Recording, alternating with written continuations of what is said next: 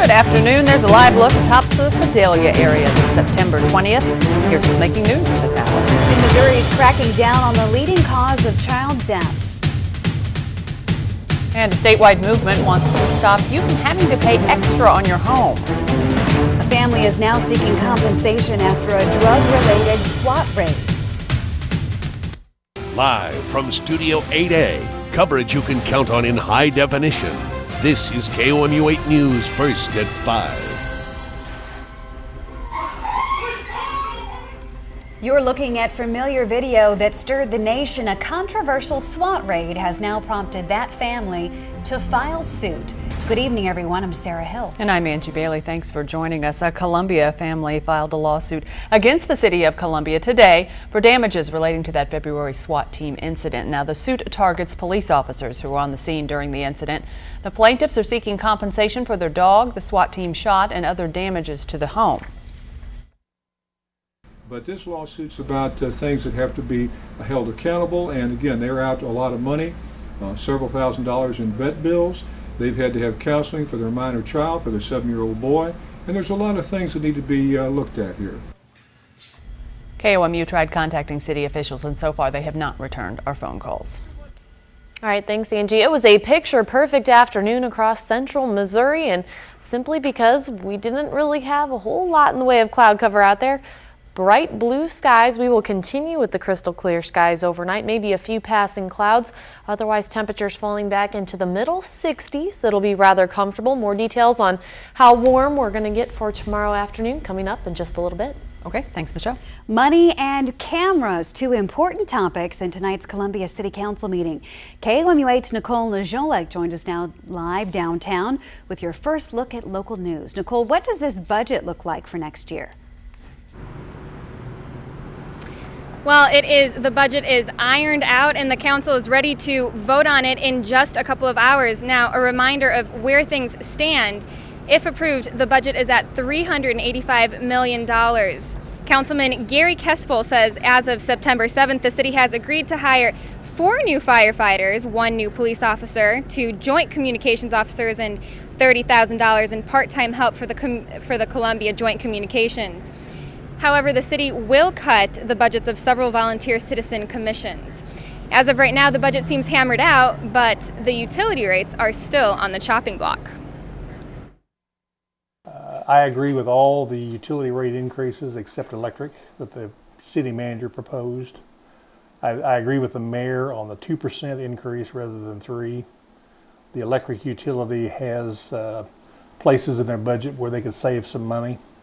And I think we should look out for the residents of Columbia and reduce that by 1%. Also on tonight's agenda, downtown surveillance cameras. The city has already told us the 4 locations of the cameras. However, will we find out tonight when they're coming up? Reporting live in Columbia, Nicole Najolek, KOMU 8 News. All right, Nicole, thanks a lot. The Vote Yes to Stop Double Taxation campaign has until November 2nd to get its message to Missouri voters. That movement wants to amend the state constitution so real estate transfer taxes won't be put into place. A transfer tax includes the selling or inheriting of any property. Say, for example, you wanted to buy a $200,000 property and Missouri had a 1% transfer tax. You would have to pay an additional $2,000 in taxes. This extra tax is what the campaign is trying to stop. If we look at our industry and the populations of Missouri, that we see this as being one of the areas that we think could hurt the consumer. And if you'd like more information on the transfer tax, you can visit our website at KOMU.com. Well, we now know the name of the 2-month-old baby girl in Sedalia pronounced dead on Saturday. Sedalia Police Department is investigating the death of Jania Harvey after she was found unresponsive in her home. Missouri law requires officials to investigate and perform autopsies on sudden and unexplained deaths in any children less than 1 year old. Child Passenger Safety Week starts today with law enforcement cracking down on child safety seat violations.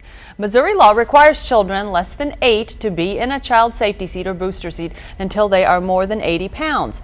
Motor vehicle crashes are the leading cause of death for children 3 to 14 years old. Well, we made sure to read the directions for the car seat really well, and we took her car seat to the fire station so that they could check it and make sure it was installed correctly. And technicians will be available throughout the state Saturday to check if your child's seat is properly installed. Columbia schools received a text today about a gun-related disturbance. Two men were fighting on Bethel Street near the Core School. That's the Center for Responsive Education.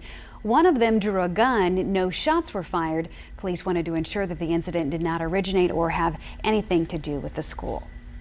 Osage Beach Parkway South opened today. It creates a divide of Highway 54 in an effort to reduce traffic on this road. The two new one-way streets, Osage Beach Parkway North and South, create a loop on the middle of 54. If you're going south and looking to go northbound, you might have to take Parkway North all the way around to it. While Osage Beach residents and business owners all seem to have mixed feelings about the new streets, they all pretty much agree that as of now, they are an inconvenience. The Eagle Knoll Golf Course held its first ever Central Missouri Honor Flight fundraiser today. There were more than 80 participants and more than 20 teams. Participants competed in teams of 4 and had the chance to win donated prizes, including a 50-inch plasma TV. The event raised thousands of dollars, more than $6,000 for Central Missouri Honor Flight.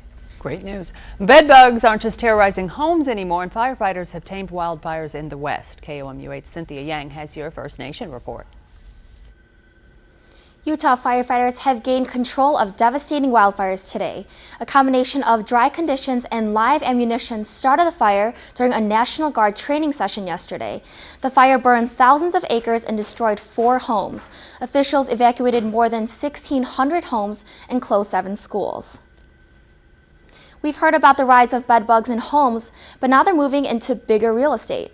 Nike Town in New York City temporarily closed its doors after bed bugs were found inside. The company says it's working with exterminators to fix the problem and hope to reopen soon. Recently, New York City has had a growing bed bug problem that has closed several other stores. A new report says 16% of overall traffic fatalities last year is because of distracted drivers. The National Highway Transportation Safety Administration says distracted driving-related crashes claimed nearly 55,000 lives and led to almost 450,000 injuries. The U.S. Transportation Secretary will give more details about these numbers tomorrow at a driving summit in Washington, D.C. And that's your look at your First Nation report. Now to KOMU 8's Jessica Holly with your First World Report. In India, a passenger train crashed into a freight train today, killing at least 16 people and injuring 50. Railway officials are trying to figure out why both trains were on the same track. Now, this isn't the first major train accident in the area. In July, 60 people died when a train crashed into another at a waiting station. France faces new suicide bomb attacks. Officials have the country's terror alert at its highest level. Terror experts say they've detected indications of a plot at a top tourist attractions like the Eiffel Tower. Experts cited an intercepted message from what they think is a suspected Al-Qaeda radical leader, encouraging followers to launch an attack against France. And finally, we head to where Hurricane Igor has caused power outages for 2/3 of the Bermuda population in just one night. Bermuda police report no serious injuries, but they are urging people to stay off the roads while emergency crews are trying to repair the damage. Igor is a Category 1 hurricane with maximum winds of 75 miles an hour. Officials expect Igor to move to Newfoundland next. And that is a look at your world headlines. Sneezing up a storm, why this year's allergies are the worst in a decade for Missouri. And if you've ever considered obesity a sickness, you may be right. Now a virus may be at fault. Our afternoon high today topped out at 88 degrees. We'll be around that for your Tuesday afternoon. My full forecast, that's up next on KOMU 8 News at 5. It's also warm tonight at the Columbia Regional Airport, where the time is 5:08. This is KOMU 8 News First at 5. Coverage you can count on.